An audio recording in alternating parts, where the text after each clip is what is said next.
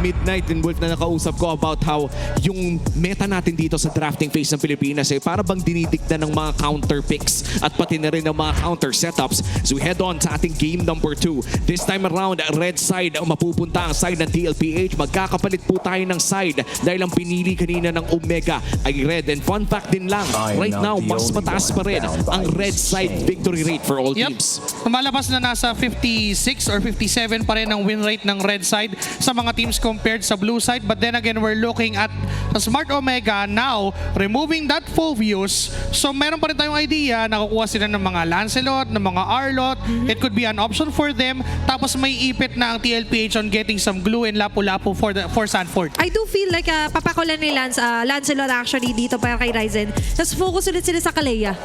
Maganda yung naging ikot nila doon. Kalea Farsa for the first 2 picks. Or kung sakali, as you mentioned, hero for Sanford. Tsaka parang pwede nang buksan yung YSS Lancelot trade, no? And potentially get the Kalea na matitira dito. But if ever they do that, ibig sabihin yan kung biglang mag-Lancelot pick ang side ng Omega, ay mapipilitan silang mag-YSS Kalea na lamang dito sa red side. Kaya sisi kanilang katatanggalin. Ganda. Anong magiging pick dito ng Omega? Aagawin kaya nila yung Kalea ni Daddy JP? Or nung first week, di ba, nagpa-far sa first pick? Ayan. High chance nga talaga na agawin yung Kalea. Kasi literal na ang daming nangyaring maganda for Tlph because of JP's initiations with the Kalea. Now, for Tlph, pwede silang kumuha ng winning XP matchup. Pero, uy! Ay! Baby kicks! At binan ng Omega ang Phoveus. Para pang sila yung nalugay sa sarili nilang ban. Napabuti pa sa kanila actually. Na wala namang kukontra. Wala rin naman masyadong habol. Sige, try nyo kami yung pick-up. But imagine, Lancelot at Harit, magde-dedicate ka doon ng Tsunami Snap. I think not, di ba? Sobrang bit. Tapos alam mo pa na Purify Holder yung Harit. Di ba? There goes the Lapu-Lapu signature hero from James. Maganda naman yung idea niya na if siya yung zone doon sa members ng Tlph, yung backline, may it be Oeb or Sanji, kaya niya lumaban.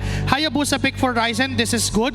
Although, I can say na mas lamang pa rin yung Lancelot when it comes to the 1v1 against the Hayabusa kasi may chance na maiwasan niya yung Ugi Shadow Kill with a Thorn Rose and a Phantom Execution. Kaya naman niyang lumaban against that Harit or a possible yung Farsa na pwedeng gamitin ulit ni Sanji. At bukod pa dyan parang yan din ang nagiging go-to counter pick ng mga junglers ngayon against the Harit dahil mahirap mag-reset ng shields with a Zaman Force kung sakali. But then again, mataas pa rin talaga ang impact na isang Harit, especially kapag walang Phoveus doon sa kabila.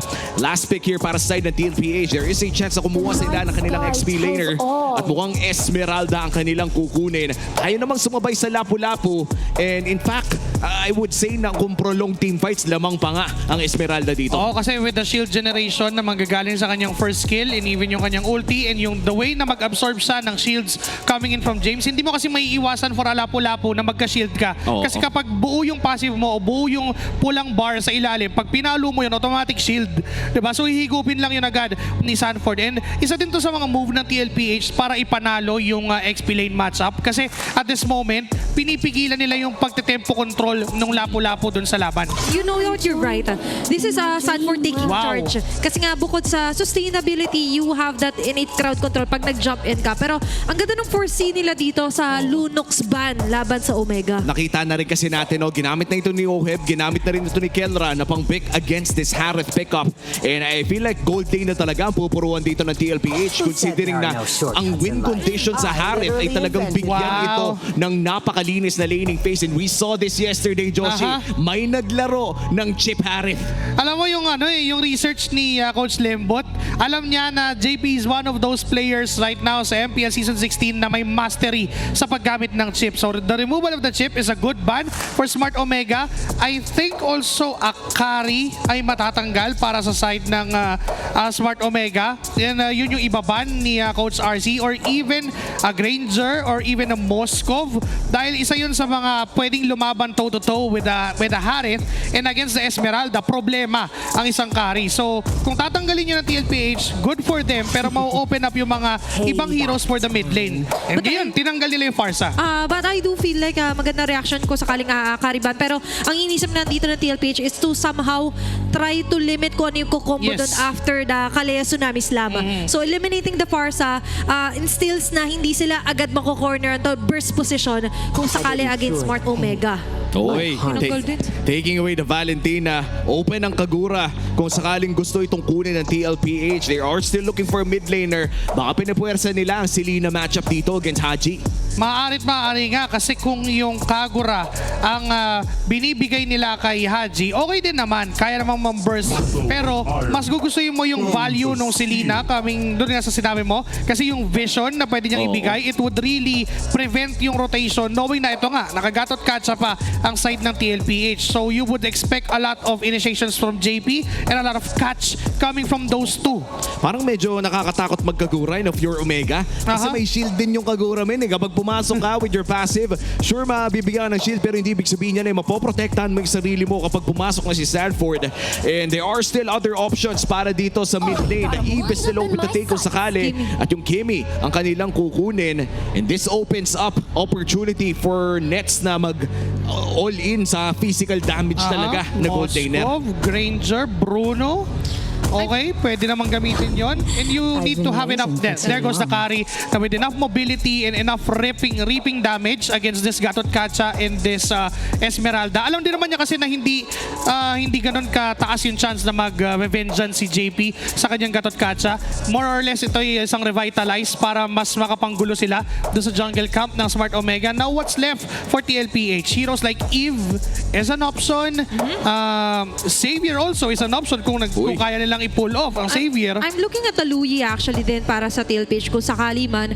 Or even the Lilia na inaantay ko pa rin for so many days now. Oo, yung Lilia nga. Yep. And if ever man bagay yung Lilia, kasi hindi rin naman siya agad-agad ma-burst, and even with the Hayabusa as a threat, you still see a Lilia as a possible option. Pero Selena, sila pala yung pipili. Sila pala yung may balak mag-Selena dito. And I feel like this rounds up their draft quite well. Biglang tumaas ang kanilang power spike by mid-game. And for Omega, okay naman, mairaraos sila yung early to the mid dahil na rin may Lapu-Lapu at Kalea sila. Pero ang worry ko dito, Joshi, para bang wala silang totoong burst damage dito bukod sa Hayabusa. Mataas, yes, yung DOT ng Smart Omega. But again, what you've said, lacking sila sa burst damage. Yung Hayabusa, kailangan mag-snowball para makonsider mo pa na kakatakutan mo yung burst damage ng Hayabusa. So for Smart Omega, again, the idea is to try and react doon sa early game rotations ng TLPH. They did that during game number 1. Kinulang lang ng bahagya doon sa closeout. Pero ang taas ng late game potential nila. This is still a Kimi, this is still a carry. Aabot sa punto na hindi na kailangan mag-dive ni Ryzen doon sa backlines kasi yung front-to-back damage, it's too much for Smart Omega. Tingnan natin kung aabot din ba ito sa late game dahil kanina sa game number 1 of this best of 3 series ay umabot tayo ng 25 minutes. Isang minuto na lang sana ay natay na nila ang ating current longest game dito sa MPL Philippines Season 16. Pasok na tayo dito sa Land of Dawn. Looking at the early game, Joshi, sa tingin mo ba ay kayang makalamang dito ng TLPH? Kaya naman if those arrows would connect para dito kay Sanji, and also if they would do the Selena Gatot Kacha combo. The level 4 power spike ng TLPH is too good. Even yung Hayabusa can be caught off guard doon. But look at Carl TZ. Oop, pero look at that. Possible first blood na nga ba ito? Pero mukhang hindi. Para muna for TLPH. Pero ang pinaka-kinakatakot ko dito is yung ay instantaneous na crowd control. At kakasabi ko pala ng crowd control. Walang galawan for Super Yoshi. Ensuring the first blood for Sanji. Yun kasi nakita ko sa index, ang baba ng crowd control for Smart Omega. Wala silang panghawak doon sa Lancelot and even doon si Nina. They would really commit yung Tsunami Slam ni Super Yoshi. But again, hindi sila yung mga magagandang targets. And what happened during that the first blood na nakuha ng TLPH is that nauna na naman si JP doon sa pwesto, doon sa may pixel bush down left side. So alam niya na merong manggagaling at may tao doon sa left mid bush. Ang ginawa na lang nila, taunt, yung arrow, and yung sinasabi din ni Athena, the crowd control is enough para ma-burst down ang isang Kalea ni Super Yoshi. Ito rin yung parang ginawa niya yung basic TikTok combo ni Selena, yung triple, yung apat na dash doon sa may bandang river. And for the side of TLPH, mukhang na checkpoint na nila ang kanilang pinakaunang win condition dito na kumonekta ang mga arrow. And that's first blood already para kay Sanji. That also gives him the ability na mag-leash doon sa mga crabs na napaka-high value ngayon sa metang ito. As the first turtle of the game will be spawning, may maliit na kalamangan ng TLPH at mukhang magsiset up na rin ng Omega around that turtle. And as you mentioned, DOT talaga yung puhunanan dito na Smart Omega. Pero kung instant na pag-uusapan na mas afford ito ng TLPH ngayon, instant pag down dito sa unang pagong. Umali-aligid dito si Salford. Eyeing in dito sila James and for Super Yoshi. Falling star Uy, out. Pero James! nakagitna pala. Maganda rin pagpasok doon ni James. Carl DC will still be Ryzen down! the turtle. Hawag si Ryzen na matatanggal. Susunod nga ba sa lista Super Uy! Yoshi? AOG ay nakakama. Bang! And another arrow and trap will hit as well. Ito yung sinabi mo kanina, Josie, yung gatot silina combo. Kapag natont, may rektang araw na para sa'yo. Tapos pwede mo pang baguhin yung variant. Pag may tinamaan, pwedeng may taunt na kasunod. Pag may tinamaan, pwede may AOG na kasunod.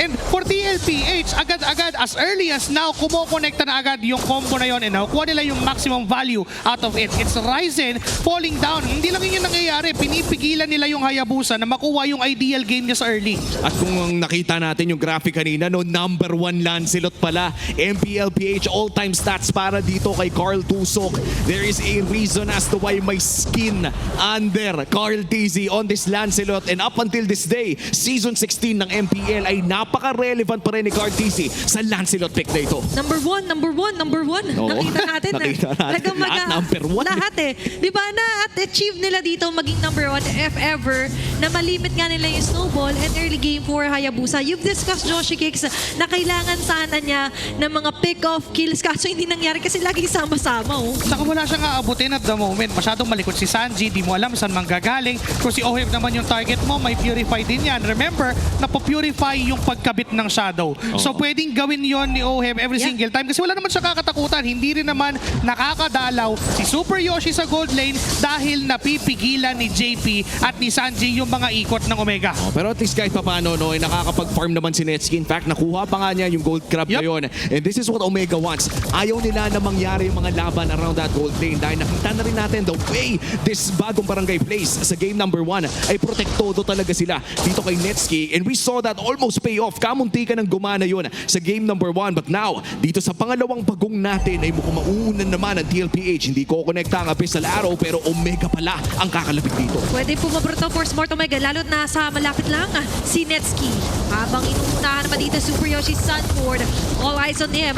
Multiple traps as well ay naaapakan at may nakaabang pang JP sa may bandang likod. Sanford as well with the Starlight Dance ay maganda-ganda yung formation. Pero for Smart Omega might be a bit shaky yung kanilang nagiging depensa dito sa Turtle. Sasayaw muna pero nangangalati na. Turtle secure para dito kay Carl TZ at hahanapin niya dito si James. Pero mukhang magbabak na ang side ng TLPH. Kalmado lang pare, nananakot lang si Carl Tusok. Saka yung flicker din ni Sanji kanina para iwasan yung potential na gustong gawin ni Super Yoshi. That was a really perfectly timed na flicker para kay Sanji. Nagulo bigla yung tempo na gustong gawin ni Super Yoshi. That could have been a pick-off para sa Smart Omega. But because of him not connecting that Tsunami Slam para kay Sanji, biglang nabago at pumabor sa TLPH yung tempo ng laban. Kung kanina hinahawakan lang nila Carl TZ, but then nung nag-decide sila na okay, pwede na, malayo si Ryzen, ginawa't binurse na lang nila yung Turtle. And looking at the Infinix in-game equipment, no, nakakapag-farm naman ng bagya dito si Netsuki. Still, a 700 gold lead na hawak dito ni Uwe. But sakto-sakto lang yan. You are playing the Harif. Yan talaga dapat ang itsura ng laro doon sa gold lane. But overall, yung team advantage ng TLPH ay lumalaki na. Almost 3,000. At makikita natin may malaking rotation na ibabato ang bagong barangay. TLPH kailangan dumipensa around their Harif. Nararamdaman kasi nila yung reaction dito onto Netsuki. Habang yung out of the guard dyan ay wala naman masyado tatama. Pero tatamaan yata dito sila Sanford. Si James sa pinakaharap. Sumasalo-salo at tumatangkin ng mga damage. For Smart Omega, very nice to protect dito kay Netsuki.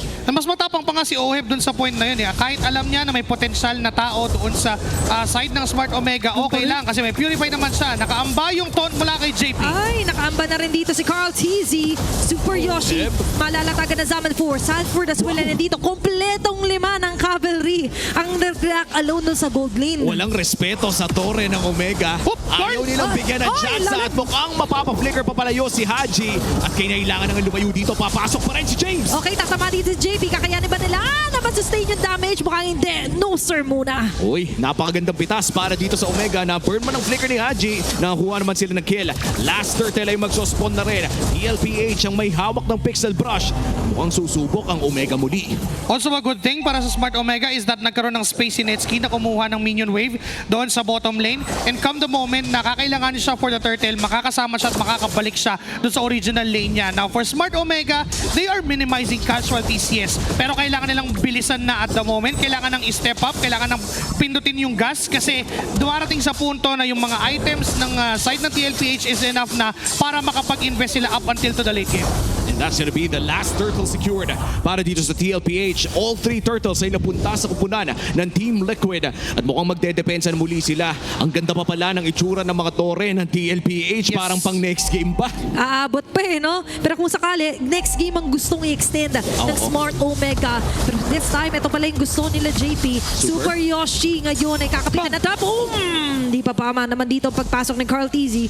Grabe yung dedication even with the Phantom Execution. Alam niya kasi na kaya niyang patayin dahil merong trap, may abyssal trap na natapakan itong si Super Yoshi at that. And up na yung brute force kay Carl TC, so we would expect a lot of dash papasok mula kay Carl. Hindi na siya matatakot na lumaban against Smart Omega even though may magic damage enough naman to compensate for the physical damage mitigated. Nandiyan naman yung Kimi, but up to now, hindi naman din ganun ka-threat si Haji. In fact, si Carl pa yung threat kay Haji. Oo, yung hinihintay nga talaga ni Haji na sabihin nating power spike on this Kimi ay mukhang mamaya pa natin mararamdaman, pero mukhang mas mararamdaman pa niya yung plate armor ni Sanford. Nakakabili din lang niya. Para sa mga hindi nakakaalam, no, nagtataka sila, bakit nga ba blade armor yung binibuild against this Kimi? Hindi ba magic ang binabato ni Kimi? The answer is yes, pero nagre-reflect din kasi. Napakasakit pa rin ng binabalik na damage ng blade armor sa Kimi na maiilang ang Kimi sa pagbato ng mga bola-bola sa'yo. 35 seconds bago lumabas ang ating pinakaunang Lord at lumalaki, lumulobo lang ang gold lead ng TLPH. TUT lang din sila nakakuha ng mga items sa kailangan nila, and look at JP prioritizing the Trajan armor. Alam niya rin kasi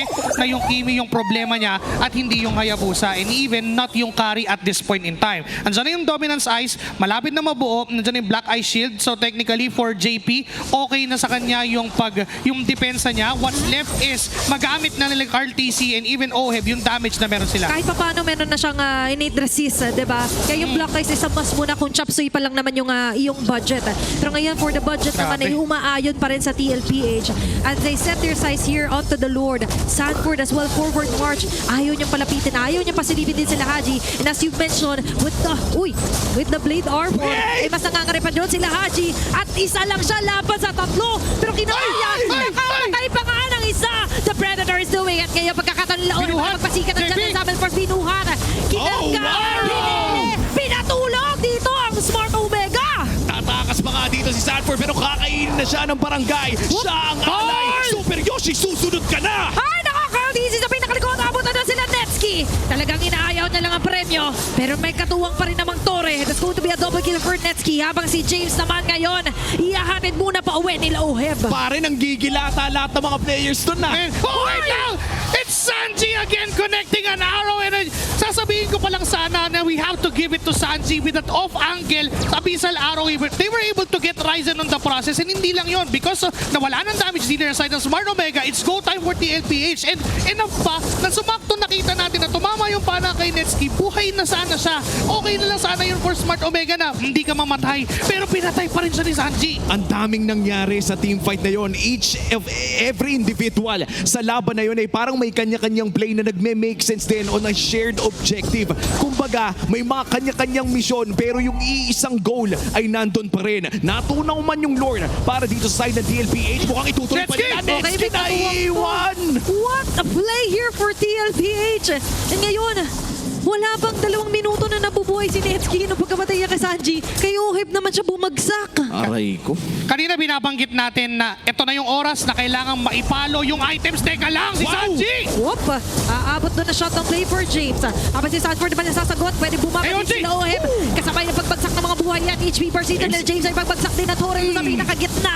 Yata sila hinto dyan dahil nakakalamang ngayon ng TLPH, pati yung bandang baba, kinlear na rin ni Carl TZ. Boy na si Netsky, nandiyan pa rin naman ang mga holy defense para dito sa Omega at mukhang matitigil na dyan ang pag-push ng TLPH. Overall, nagsimula ang kanilang Lord push ng 5,000 ang kanilang kalamangan. Kumita sila ng around 1.5k gold lead at mukhang babakuran na rin nila ang jungle. Nice touch mula dito kay Carl TZ. Kaya Tsunami Slam kasi si JB agad ang mababurst down dito sa Fata. Aray! No way! Kaya kung sapat ka, ay ka din makakatakas! At ngayon nag-aabang! Nag-aabang pa rin ang next target! Grabe yung takas! Grabe yung dashes! Pero ngayon si Oheb naman ay pagkakataon niya para sumikat. Nandiyan ang sacrificial with a chrono dashes. Kukunin makonekta kay James. Pero atras muna ang TLPH. Pare, yung recall ng TLPH ay pang-flex, pero yung mismong galaw ng TL ngayon ay pang-flex against Omega. 30 seconds bago lumabas ang sunod na Lord at mukhang mainit na ang mga kamay ng Cavalry ngayon. Okay, may talon pa dito si Sanford. Sumusolo na naman. Very same scenario na kung saan tatlo tumatao sa kanya. Nakatanggal pa ng isang Haji earlier. And with that for Smart Omega, they realize parang hindi dapat kay Sanford lahat ang bantay natin. May rason kung bakit nabigyan ng skin ang Lancelot sa ngalan ni Carl TZ at iyon yung rason. Pinakita lang niya yung mga dash na ginawa niya. It could have been a kill. Pero dahil doon sa galaw niya din na ilang pumasok ang Smart Omega, kaso nga lang may magandang attempt din na ginawa si Netsky. Sinubukan niya na i-intercept yung pass ni Lancelot doon sa top lane. Ang kaso nga lang hindi niya napatay. And because of that, this could be a free lord dahil alam naman ni Ryzen na hindi sila makakakontest. Oh, hindi na talaga makakakontest and that's gonna be the door secured for TLPH. Omega ngayon ay mapapadepensa na naman. Ang maganda dito ay at least umaabot na tayo sa punto na mayroon na talagang respectable na wave clear dito si Haji and Netsky. In fact, yung talon mula kay Super Yoshi ay malaki pa rin ang threat.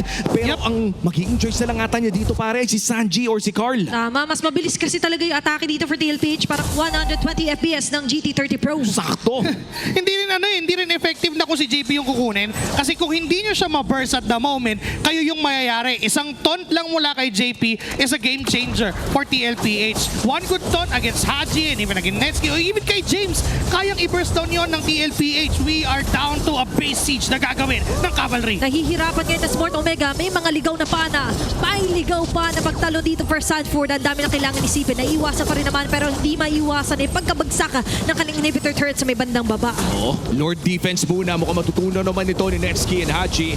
Kalmalicious muna para sa TLPH. Isang Tony pa ang hinahanap nila. Hindi tatama kay Netsky. Pero JP with a conceal. Mahanap niya dito yung isa. Pero siya ay matutunaw sa ilalim. Hindi na makakatalong with the AOG. Pero kukonekta na ang best na arrow sa isa. Makakadepensa naman si Ryzen. Here comes Ugi Shadow Kill. Pero mukhang makakapag-quad shadow din lang palayo. Dalawang inhibitor turret pa rin ang natitira. And that is the end of the push para sa TLPH. And correct me if I'm wrong, parang nalugi pa ata ang TL doon. Napakaganda ng depensa na yon from Smart Omega. Dumating na tayo sa punto na yung carry ni Nets ay hindi mo na dapat biruin. Yung pagpasok ni JP, it could have been a good engage sana for TLPH para makapag-push ng turret. But because of the high damage over time mula sa carry na in fact, isang item na lang yung kulang. This could be a rose gold na pwede niyang puhunanan considering na mataas yung damage output ng Selena and even ng Harith and yung Malefic gun na pick up niya, enough na yung added range para maging efficient dun sa team fight. Mahirap nang biruin. Sabi mo nga, magbiro ka na sa bagong gising, wag lang sa nagda-def na Smart Omega. Oh. And even for TLPH, nakikita ko yung position ni Sanji. Tinatry niya talagang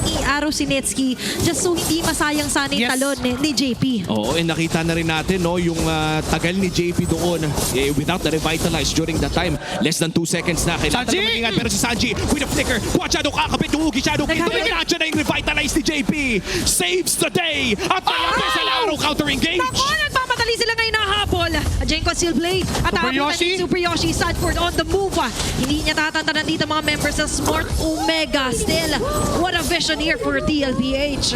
Huwag ang prinsesa ko moment mula kay JP papunta kay Sanji. Ang ganda na sana nung engage ng Smart Omega. In fact, hindi ganun talaga kaganda yung pwesto ni Sanji doon kasi pwede siyang mabigyan at any single moment. And because of JP sharing the cookie shadow kill, meanwhile James though, AOG! Naku! Tatama pa yung dalawa. Kailangan matras dito ni Let's Abutan pa na Falling Star Mode. Sunod-sunod na pagpasok dito ng TLPH with a stampede.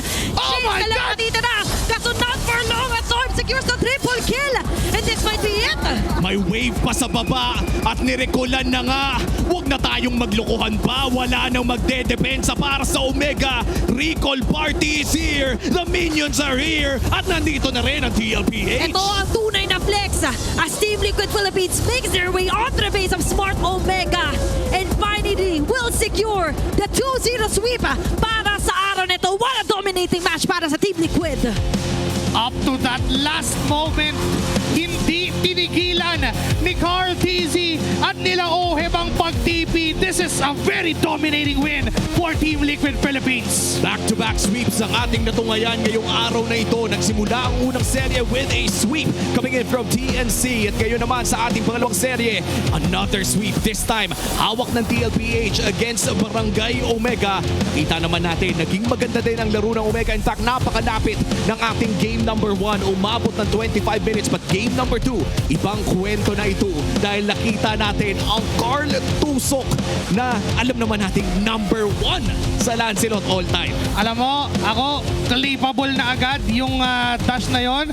But again, big thanks para sa Smart Omega. They really put up a good fight dito sa serye na to. But in the end, it's gonna be Team Liquid na mananalo talaga sa serye. Team Liquid still one of the teams to watch. The current defending MSC champions. Para bang nagising ang kanilang dugo. So many superstar trigger moments doon sa game number 2 na yon. At ngayon naman ay mukhang malapit na rin nating makausap ang victory team ngayon, which is Team Liquid Philippines. Kaya wag na natin patagalin pa. Pumunta na tayo sa main stage kasama ang ating host na si Hans and si Odin.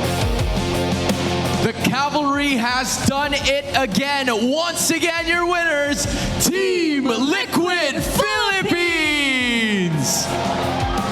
Carl TZ.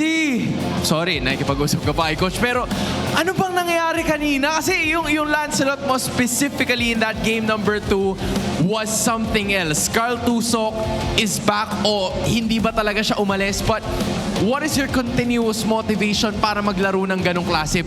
How do you develop that kind of play style to be aggressive every time you play? Ano po, nag-enjoy lang po kami lagi dito kasi lagi kami nag-enjoy kapag ganito tournament kasi di kami lag. Yun. Lagi daw sila nag-enjoy kasi hindi lag pag tournament. At mukhang ang bumabalik na paunti-unti yung lakas nila. Nakita natin na last week ay natalo nila yung naka-win streak and now 2-0 sweep. Napakaganda ng pinakita nyo. Si Sanford naman ang ating kausapin. Sanford, alam namin na nasagot mo na to sa live mo. Pero among the XP laners, sino ba yung tingin mo ay XP lane standard?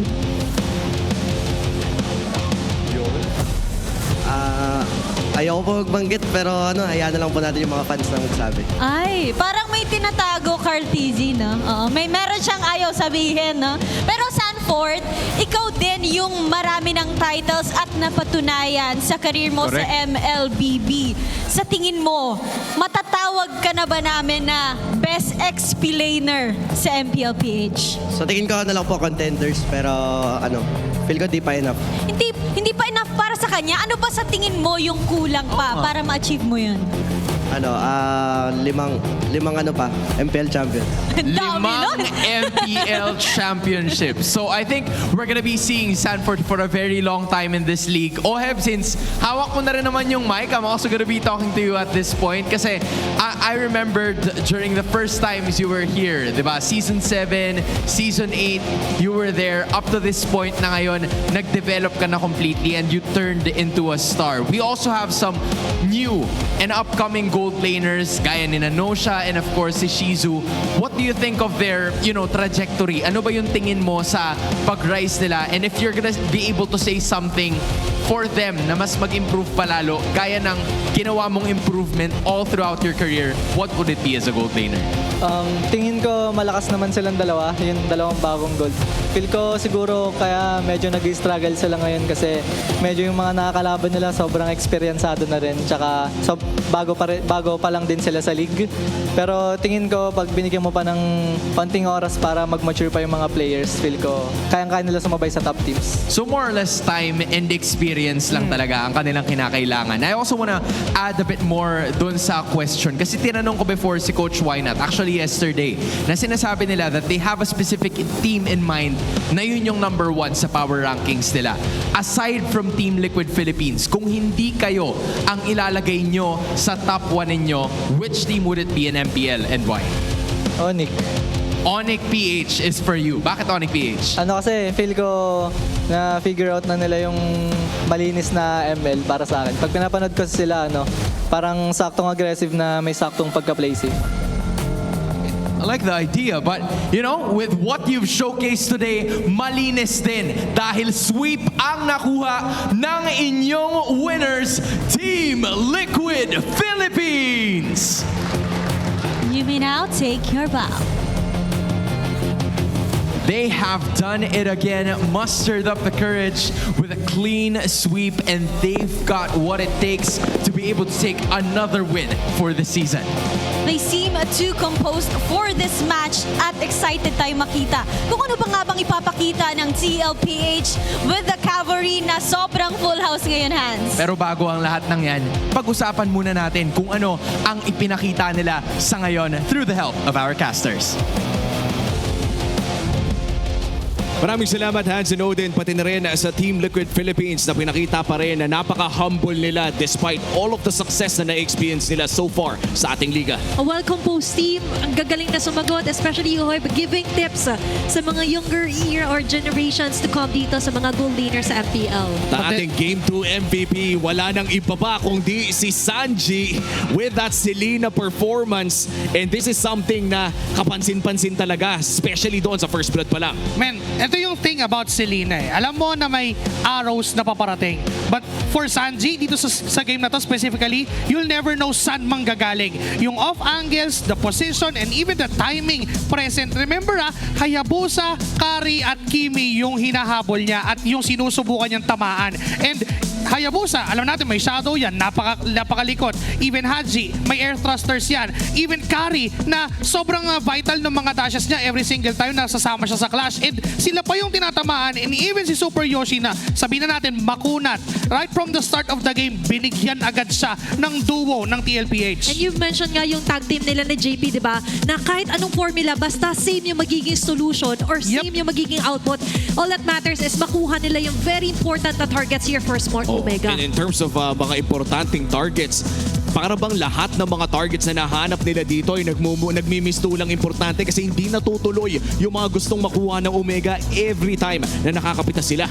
Lalo-lalo na kapag si Netsuki or si Haji or even si Super Yoshi na lang, siya na yung pinaka nagiging victim dito. Dahil no wonder for Smart Omega, napakahalaga ng initiations na manggagaling sa Kaleya. They want to replicate, they want to mirror what Tlph did during game number 1 na kapag may kukunin silang isa, pwedeng i-burst down, may Kimi naman sila, meron naman silang Kari. Kaso nga lang, late game pa magiging efficient yung dalawang heroes na yon. Unlike what Tlph did no game number 1, it is a farsa na kasama nung Kaleya. But because of the masterful draft na meron Tlph, wait, I have to commend that moment, the Carl TZ moment, yung puncture na yon, na pagpasok niya, really great, a GOAT moment para kay Carl. Oo, yun yung mga trigger talaga ng isang goated na Carl TZ Lancelot, and this was a fairly mid-average game na nandito tayo sa 16-minute. Actually, ito yung average game time ng MPLPH ngayon at napatagal ng 2-game series na to. We had a 25-minute game, now a 16-minute game before this victory mula sa Tlph. Para bang mas naramdaman natin yung map pressure na na-exert na, especially with Sanford as well. Kung map pressure pag-uusapan, even into the third asteroid actually, that was a perfect game here para sa Tlph. When we say perfect game, hindi masyado nakapag-spread out sa mapa, and as you mentioned, kailangan sana ng items, kailangan makakatch up in terms of damage Smart Omega, pero hindi nangyari lahat yun kasi each and every lane ay nadalawan dito nila Sanji. Alam mo, sa basketball may tinatawag na off-the-ball movement eh. Diba? Yun yung galaw ng mga players na hindi may hawak ng bola. And that's what Tlph did dito sa laban na to. Hindi si Sanford yung may hawak ng bola. Hindi si Sanji yung may hawak ng bola. Hindi rin even si JP. In fact, pwede pang kay Carl mo ibigay dahil yun naman talaga yung gusto ng isang Lancelot, to be dominant during the early, but because of the rotations na ginagawa nung XP lane, nung mid duo, the roam and the mid lane, enough yung space for Carl, enough yung space for Oheb, and enough din yung vision nila para alam nila saan manggagaling yung Hayabusa and even yung lapu-lapu ni James. And dahil nga sa kawalan ng burst damage na nanggagaling dito sa Omega, I feel like that also gave way dito sa side ng Tlph na gumawa ng mga napakaraming highlight reel plays dahil alam nilang hindi sila pwedeng mabigla. And looking at the stats, look at the damage dealt and damage taken dito ni Sanford. This is quite insane if I'm being honest. Highest damage dealt and highest damage taken as well in this game. Number 1 on both, incredible stats to have. Bunga ng ginagawa niya against kay James ni hindi makagalaw yung lapu-lapu. Ang hirap no kapag sa lapu gusto mo sana na ikaw na yung susubsub sa laban tapos the rest will take over. Pero hindi yun nangyari kasi na-take over sila dito ni Sanford na actually naging carry pa natin for this round. Isa pa sa mga magandang gagawin dapat ni James doon would be disturb that Harith during those clashes. But unfortunately for James, ni hindi naman ganun kasumama si Oheb dun sa mga crucial team fights. Lagi lang siyang nagpa-farm. That's why he is the BPI rich guy na naman. Wala nang bago. Si Oheb na naman yan. But then again, we're talking about James na parang hindi siya nag-matter dun sa match na yon because of what Sanford is doing. Oo, and back-to-back BPI Rich Guy Awards para dito kay Oheb. And this time around, sabihin na lang natin na actually parehas na parehas yung spread eh. Dito mo makikita na yung system talaga ng TLPH ay talagang centered around Oheb maaga pa lang. Diba? Nakita natin yung, sabihin natin sa on-minion, which means talaga na well-formed version Oh. talaga ng Baby Kicks duo.